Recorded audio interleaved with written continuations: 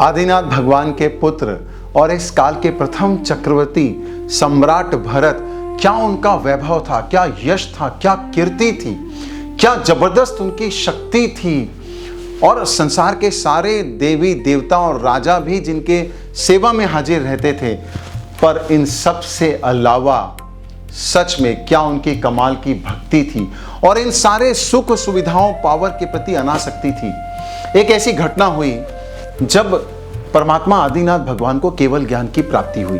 राज दरबार में दूत आया, उसने समाचार दिया कि भगवान को केवल ज्ञान की प्राप्ति हुई है।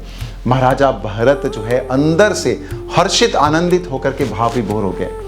तभी दूसरा दूत आया, उसने कहा कि महाराज बधाई हो, आयुधशाला में चक्र रत्न उत्पन्न हुआ है। चक्रवर्ती को चक्र रत्न की प्राप्ति होती, ये भी संसार की श्रेष्ठतम उपलब्धियां हैं।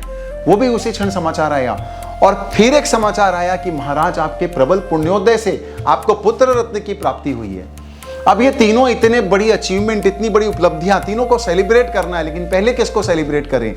तो भरत महाराजा ने चिंतन किया कि पुत्र रत्न की प्राप्ति और ये चक्र रत्न की प्राप्ति तो केवल संसार को बढ़ाने वाले हैं, लेकिन जो परमात्मा का केवल ज्ञान महोत्सव है वो हजारों लोगों को, लाखों लोगों को संसार से तिराने वाला है। इसलिए महत्व उसी का है, पूजनीय वही है। और सबसे पहले उन्होंने परमात्मा आदिनाथ के केवल ज्ञान महोत्सव के लिए प्रस्थान किया और बहुत ही धूमधाम से परमात्मा के केवल ज्ञान महोत्सव मनाया।